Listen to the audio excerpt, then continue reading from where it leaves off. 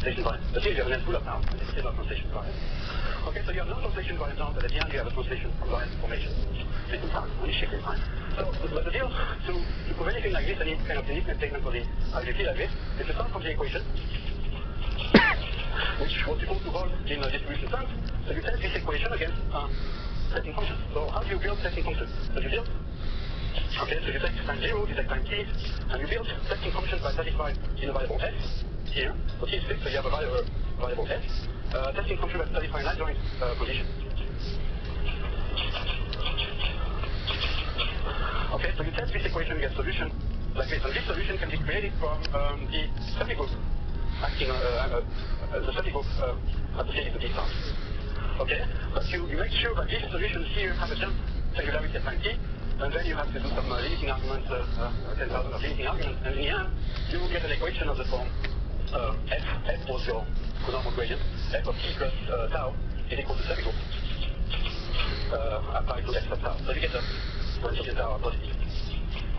So you really work hard to get the first information that you may want is that an intermediate information between this limit case and this case. So in other words, there is a subgroup rule for this f.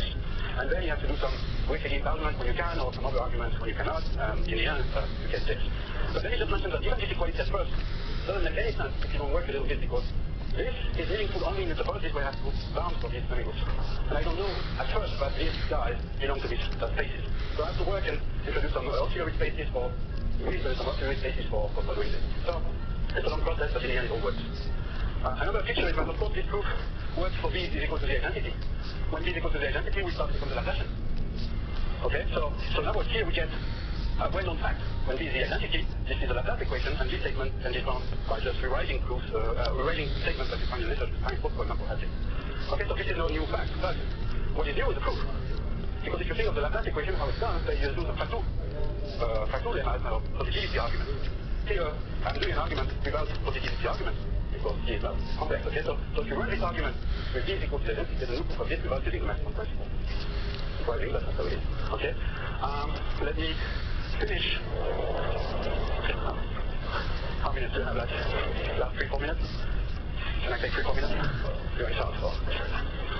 Let me just mention the statement that goes with the thing you want to do for the Dirichlet problem. If you want to solve the Dirichlet problem, again, I'm not solving the Dirichlet problem. So there's a second theorem. Okay, and then the second theorem, which I concatenate into one. Okay, where is it?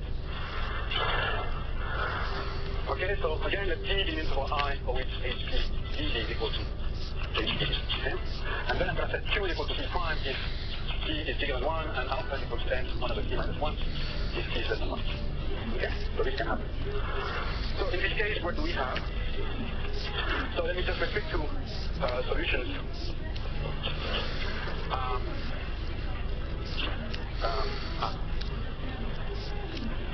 Yes. Okay, let's do it this way. What is this together? Okay, plus or minus. Well, you have the A from the equation, and then the A creates a B for the Cauchy-Riemann equation. So if you start from A star, well, life would be easy if you create B star, but it doesn't. It creates B tilde. And B tilde is some fixed of B like this, B star like this. So it's really explicit, but it's not B star. Okay, so you have to work with this guy. And then you create the tilde of Tx, and give the semigroup applied to its H. Maybe it's the tilde all the way, but it's consistent. Okay, so that creates a solution of the adjoint equation diagram, okay? On the upper aspect or on the lower aspect, depending on whether you take plus or minus. Okay, well, let me just take plus just to make things easier. Then what we get is the following. But if you take T times Ft, tilde, and you measure this in TQ2, this is equivalent to some norm on H tilde, which is in fact the Sobolev norm of regularity negative 1 and exponent Q. That's how it's okay. Now, this is the area functional. So let me just say that this is grad AU. So this is the area functional that is usually denoted by ST grad U in the field in the literature. Okay? So this area function is really equivalent to this norm on the full initial value here, H tilde. Now if you jump to alpha, then you get a Carlson-Merger estimate. And if you get a Carlson-Merger estimate, you have to measure it in some liquid space of order alpha minus 1. That's what it is. And for alpha is equal to 0, which is here, minus 1. Okay. So this is equivalent without any other pattern. So now, this was what we did with Sebastian, and next, of course, we tried the same theorem with the Schmidt-Heilig. We're able to prove the converse. I will do this like this. So the converse. Okay, so we got the following equivalent. So if you have a solution, a weak solution to the Arnold equation. Again, I'm in the assumption of the statement here, so this is 1. So I do have this assumption. Okay, then if I assume t value in t due to finite, and again I need some condition at infinity here. You can look. You just need to have like h goes to 0 when t goes to infinity. But in the terms of distribution, the actually value constants. You don't need to know what kind of constant distribution is here, but it's like this. You can remove this condition depending on the value of q. But for q large, say for close to infinity, you have to do something like this. And the second condition is that the conormal gradient of u is given by some semigroup here. Sorry, the conormal gradient in with respect to a star, of course. This semigroup with respect to the tilde applies to h tilde, and of course the h is unique. In a space that you have to define, like you define the Hardy space, but maybe not just do it. And this is a spectral space in this topology for the tilde, which is containing something like this, which is a classical space. Okay, so again, you have a semigroup equation for this condition, and you have the same in t is infinity to alpha, and here with the space lambda alpha minus 1 is tilde plus. Okay, so you have the same thing. So again, you have to start from conditions that are far from being clear how you apply the semigroup on anything, and then find your way to this semigroup equation. Alright, so this has a number of consequences for the boundary value problem, but again, I was not solving the boundary value problem, but I'm just saying if you want to solve the boundary value problem, the thing is completely transparent. Of course, there are obviously results on solving, like for example, the results on real matrices recently by Dana, Steve, Carlos Koenig, and Piper. But I'm just saying, for example, if you want to solve, for example, LU is equal to 0, you impose the non-tangential maximum gradient in LT, for T in your range, of course, and then having this, you have a trace, so you can pick up, so for example, the Neumann data of U equals 0 to the in LT. Okay, so the trace happens in LT topology almost everywhere. It's LT or HT, 6801. Okay, then you can say exactly when you have a solution, when it's unique. So the trick is that you have this space. Okay, and then you create a map from H which goes into the scalar part of this map. So this happens to be the scalar part of conormal gradient. So this is going to be HT. And then this map is clearly bounded into HT or LT depending on the value of T. Okay? So existence of solutions, existence of U, is equivalent to the map is on T. And uniqueness of U, of solution, is equivalent to N. This is 1, 1. Okay, so you have a complete description of the boundary space, and when you have this, then the boundary value problem can be formulated in a very sharp way. You know exactly what you have to do to prove solvability. Again, I'm not proving solvability. Not yet. Finished.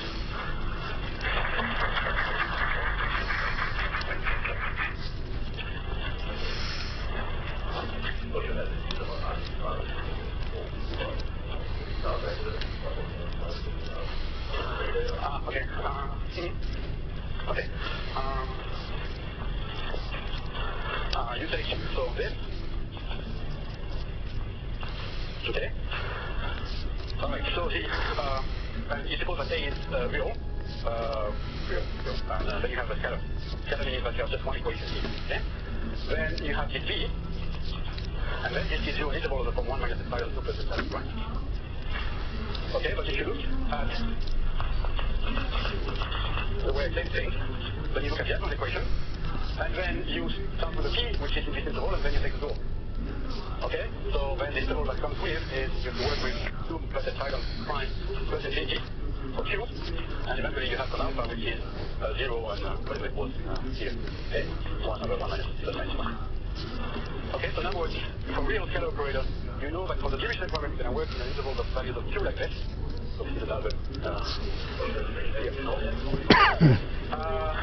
yes, the epsilon. Okay, the epsilon here is the one that you get from the Holder regularity of solutions.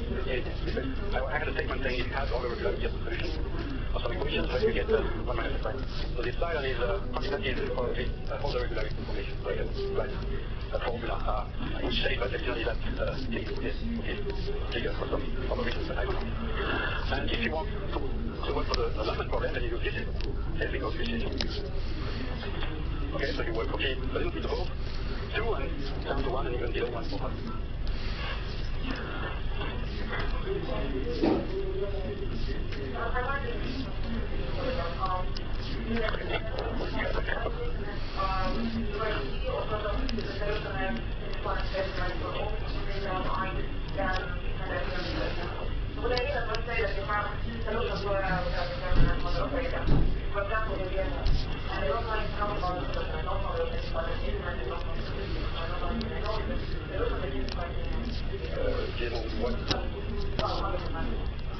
Okay, so if I take a solution that is like the Carlson measure, right?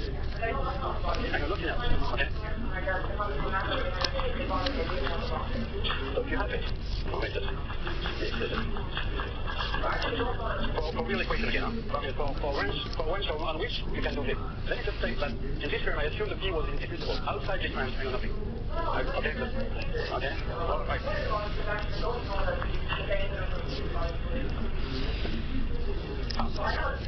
No, okay. Okay.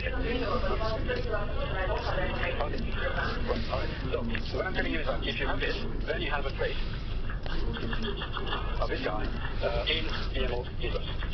So the trace says that the U at equal 0 in DMO and there's a equivalent of in DMO inverse. Okay. This is what I'm saying. Now, okay, so we have uniqueness. So the answer is not completely clear. Fine. For example, you can assume that your Dirichlet data is a little better than DMO in H1 half. Okay? If it's H1 half, when it's H1 half, you can construct an energy solution from H1 half. What I don't know, and what I don't think is true, is that I have coincidence of this energy solution with my particular solution. They could be different. They could be different. Because energy solution is different. Sorry, you're not using this same curve that I was writing here. You're using the Dirichlet measurement.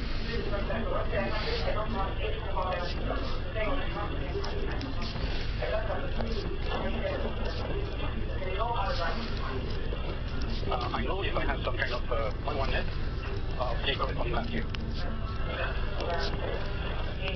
Okay, for example, I know uniqueness. The regularity problem for the joint problem is 1. Okay? I mean, I cannot say uniqueness out of the blue, of course. I say uniqueness of the initial value problem, which is yes, and not for the boundary value problem. I'm missing one piece of data, and then this is another game that is starting.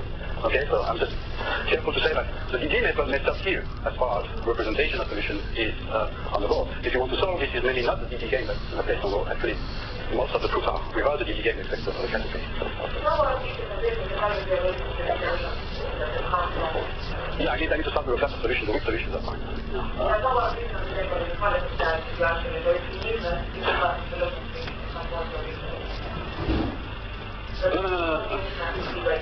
Well, but you need to define what is solution. Well, I just don't think that we have defined the solution is, a overlapping one to so that's a overlapping one to understand that but if I assume this condition, for example, with T integrability, I encode the block on graduates and code U integrable on block. I mean, the paradigm wants to go without paradigm. So you said, I'm trying to be careful from the way but I thought you that somewhat older than this, older than this, it's the fact that it's just game of Venus. So we actually say that unity is the solution is out of the solution where the game of the next one. Okay. I mean, you know, any people doing PDE and more, they know that uniqueness is going to the limit. Okay, if you find a solution by a limit process, then uniqueness you have to prove by a different way. You cannot just say, if I have uniqueness before I get the limit, I have uniqueness in the limit. Okay, so I can prove some approximation if you want a solution in this class by energy solution if I want. But then that doesn't say, in the end, I mean, that doesn't say immediately, if I have uniqueness of the boundary value problem that I'm interested in. Okay.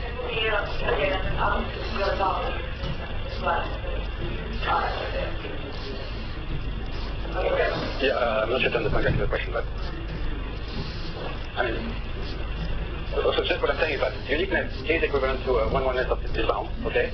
And uniqueness of what? Uniqueness in the class which is written here, for example. No other condition. Uniqueness in this class, okay? So if you tell me you can construct another solution, by a different method, and I know that I have one less, then I know that the solutions are the same. Okay? If I don't know this, then I cannot say. I still need to prove something else.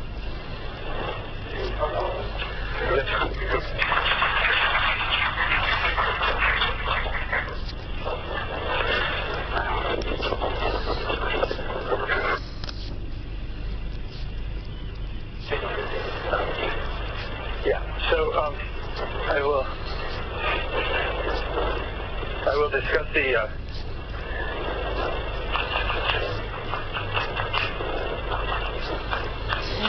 so I will mainly discuss the cubic wave equation and with radial data. So what? Yeah. Okay. Oh yeah. So this is there we go. So mu is equal to plus or minus 1, and that means that we could either have a focusing or a defocusing problem. Now, so let me write it down. So this problem is, I will discuss it in dimensions 3 and 5. And the reason is because dimension 4 has already been done. Dimension 4 will be the energy critical case. And what that means is if you have a solution, you have a family of solutions and given by this parameter lambda, where lambda is greater than 0. And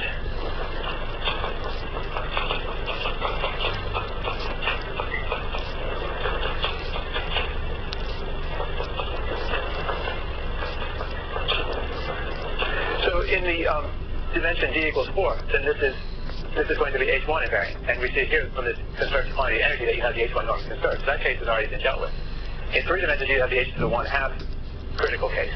And that has been, that's something that Andrew Lowry and I worked on. We put the paper on the archive maybe in April, I think. And then we have the d equals 5 case. And that's something that Einar Bulut has dealt with in the t-focusing case, which is mu equals 1, but not in the focusing case. And the reason why we can now use do the focusing case is because we have this method called the channels of energy method. That's, I don't know, maybe I think it's a pretty recent method that allows us to deal with focusing equations because you don't have a Horowitz estimate that you would have that's available to you in the t-focusing case. So let me just go ahead and quickly describe the work that's been done already, just so that I don't forget to do that.